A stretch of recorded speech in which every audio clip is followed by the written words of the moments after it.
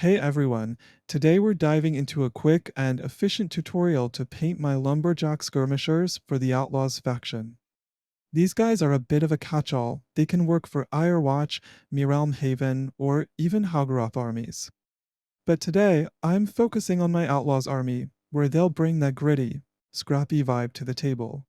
They're not really a nation, not an army, just scattered warbands and survivors from broken kingdoms. Chaos, survival, strategy, room in the pale's whole game. These lumberjacks represent those guys who just got tired of losing and decided to carve their own path with axes and grit. Perfect for adding some variety and punch to my horde. Now, the poses are limited, there are only two. So, to speed things up, I'm placing them on a movement tray for miniatures in a line. This lets me paint them assembly line style, saving time and effort without having to reposition each figure constantly. First, we kick things off with a solid brown primer base. I make sure every part of the figure is covered evenly. This warm brown base will help unify the entire model and make the following layers really pop. Next, I move on to a generous dry brush of mummy robes across the whole figure. This step is crucial. It highlights all the intricate details of the sculpt, creating natural highlights and bringing out the textures we'll emphasize later with shading. I take my time here, making sure the brush just kisses the raised areas, letting the brown primer show through in the recesses for depth. Now, it's time for the first layer of color with a diluted dark stone applied over the cloak. I carefully brush it on, making sure it flows into all the folds and creases to really define the texture.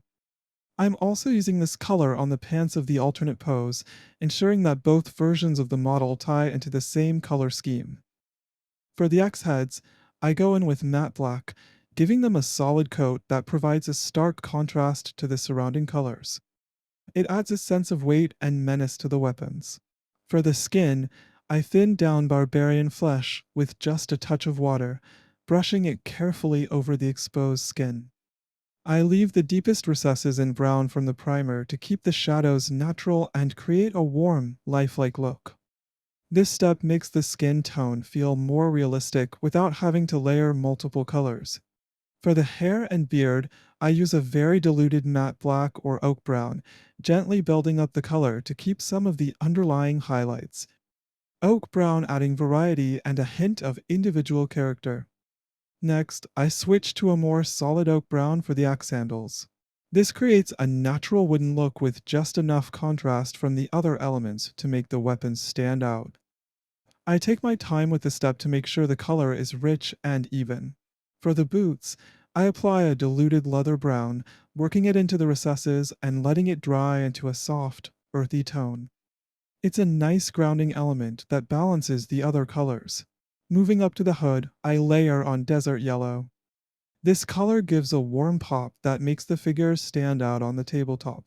I use two thin coats here to ensure even coverage and vibrancy without overwhelming the detail underneath. For the tunic, I go in with moldy clothes, a nicely muted color that gives the fabric a worn, lived-in appearance.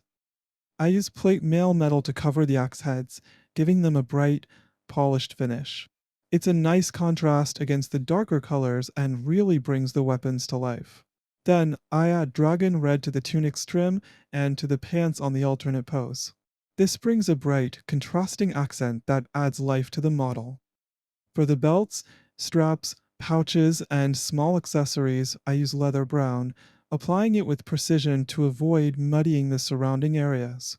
This adds depth and texture to the figure's gear. Now, onto the washes. I apply green tone to the tunic, giving it a richer, shadowy look that enhances the folds and creases.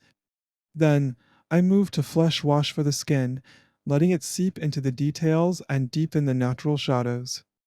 For everything else, the leather brown, oak brown, dark stone, and desert yellow, I finish with a layer of strong tone.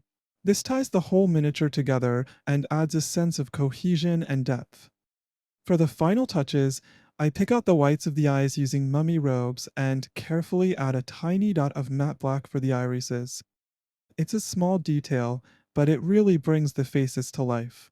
For the base, I mix brown paint with wood glue, coat the base, dip it in static grass, and add a few stones.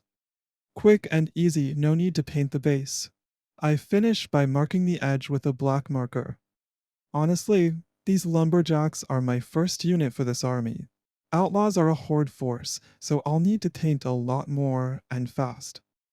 I'm clocking about 15 minutes per miniature, so not bad for speed painting.